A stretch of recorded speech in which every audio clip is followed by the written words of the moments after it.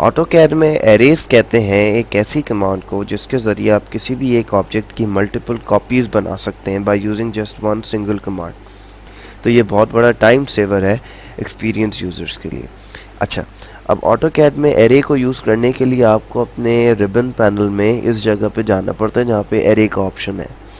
Array 3 type की हैं AutoCAD में, एक रेक्टेंगुलर एरे है, एक पाथ एरे है, एक पोलर एरे है। जैसा कि लग भी रहा है कि रेक्टेंगुलर एरे एक रेक्टेंगुलर पैटर्न बनाती है, पाथ एरे किसी भी एक कर्व के अबाउट बनाती है, उसके मल्टीपल ऑब्जेक्ट्स मल्टीपल कॉपीज़, और पोलर एरे एक सर्कल के अबाउट बनाती है। ठीक है, तो इस वीडियो के लिए मैं पोलर एरे को यूज़ करूँगा। पोलर एरे को मैंने सेलेक्ट किया।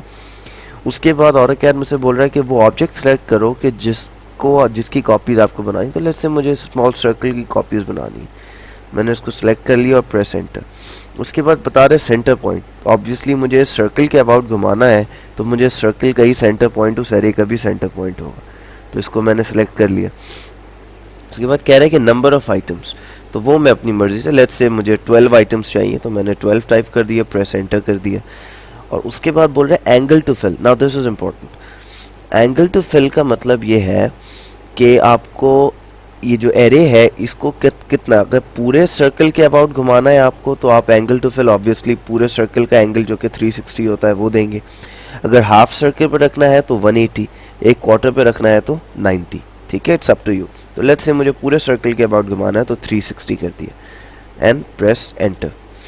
और उसके बाद एस्केप नहीं दबाना इस स्टेज पे। रिमेंबर, इस स्टेज पे you have to press enter, otherwise जो आपने ये पूरी एरे बनाई है ये डिलीट हो जाएगी।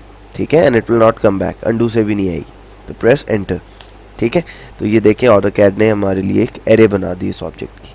ठीक है, ये बहुत जगह यूज़ हो सकती है। आपको फॉर एग्जांपल एक टेबल के अबाउट चेयर्स बनानी हो बहुत सारी, तो उधर भी ये यूज़ हो सकती है। इसी तरह और बेशुमार ऑब्जेक्ट्स के लिए। खैर, अब मैं आपको बताऊंगा कि इसमें एरे, ये पोलर एरे मैंने बनाई है, या कोई भी एरे आप बना उसको मॉडिफाई क्या करते हैं, उसके क्या टूल्स होते हैं। तो किसी भी आप एक एरे पे क्लिक करें, सबसे पहले तो आपको ये ग्रिप और ये ग्रिप दिख रही होगी। ठीक है, और ये एरो, इस एरो का इतना काम नहीं, तो एंगल को रोटेट करने के लिए होता है बेसिकली, किसी भी यानी दो एरे में ऑब्जेक्ट्स दरमियान एंगल के लिए। सबसे पहले ये ग्रिप आप स्ट्रेच करके देखें तो ये नाम से ही लग रहा है कि स्ट्रेच कर रही है उसके रेडियस को। ठीक है, तो मुझे नहीं करना, तो मैं इसको उसी पे रहने देता हूँ। ये वाली जो सेंट्रल ग्रिप है ये मूव करने के लिए इस्तेमाल होती है। I can move it up और down depending upon my use. मैंने उसको भी नहीं रखना, अभी तो मैंने सेंटर में कर दिया।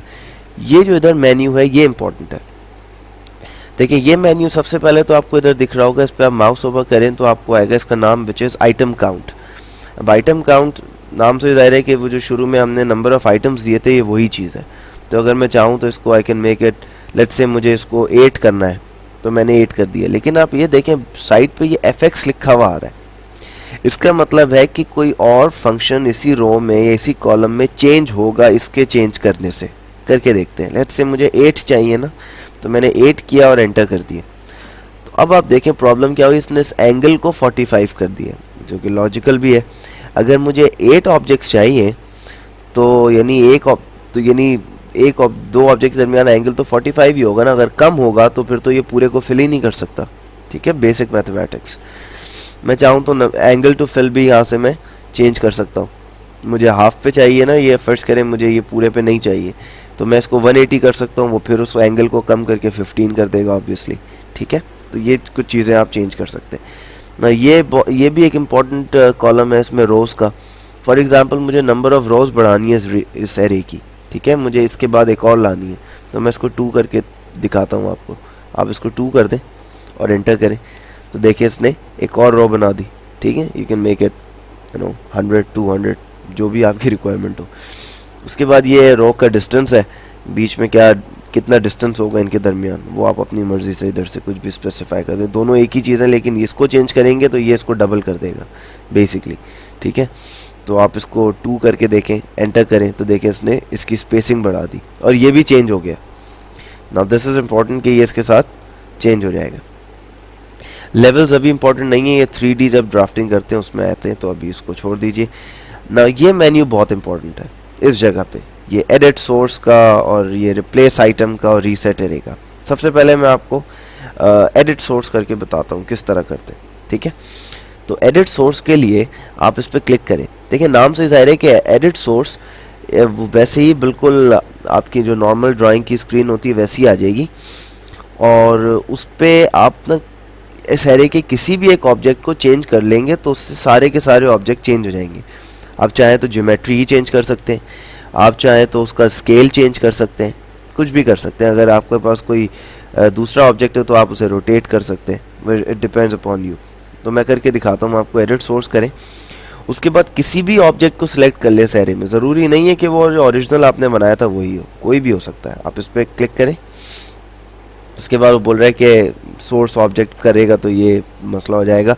लेकिन ये लास्ट लाइन इंपॉर्टेंट है कि enter array close to exit the array editing state. मतलब आपके पास एरे एडिटिंग की कोई और तरीका नहीं है सिवाय ये टाइप करने के एरे क्लोज, ठीक है। Now this is the important thing to remember, okay, ठीक है। अब आप किसी भी एक ऑब्जेक्ट को करें सेलेक्ट, ठीक है। जैसे आपने तो इसे किया हुआ है, तो आप इसे चाहें तो इसकी अब आप किसी ऑब्जेक्ट और को सिलेक्ट नहीं कर सकते, इसी पे काम करना है आपको।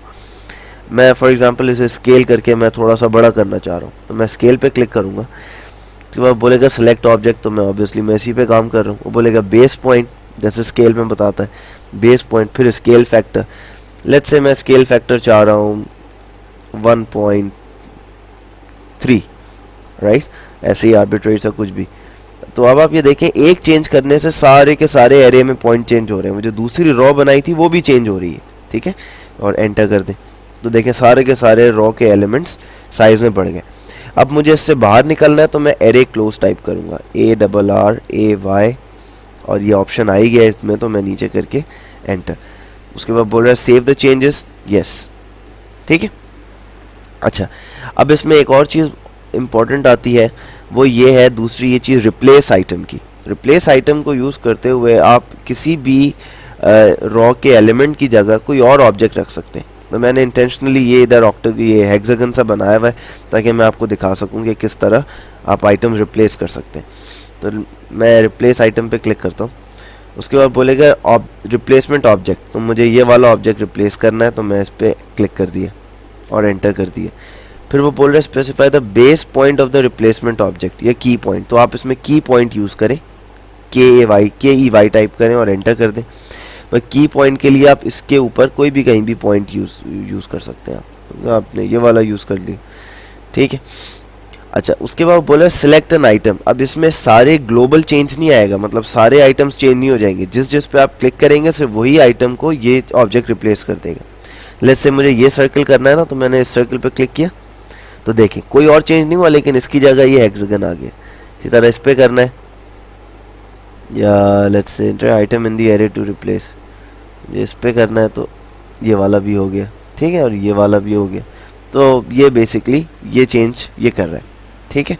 रीसेट एरे ये होती है कि आपने अगर कोई चेंजेस की and you want to revert them back, तो आप उसको वो वापस से सही कर सकते हैं। तो रीसेट एरे करें तो देखें ये वापस से सर्कल्स आ गए, ठीक है।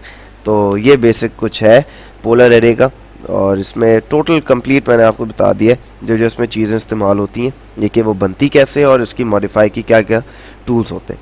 तो I see in the next video, जिसमें मैं थोड़ा बहुत आपको रेक्टेंगुलर एरे का बता के फिर पाथ एरे पे आके इस एरे के चैप्टर को भी क्लोज कर देंगे। तो I see in the next video, इस पर प्रैक्टिस कीजिए, it is a very important thing to do in AutoCAD। I see in the next video, अपना ख्याल रखिएगा, खुदा हाफिज़।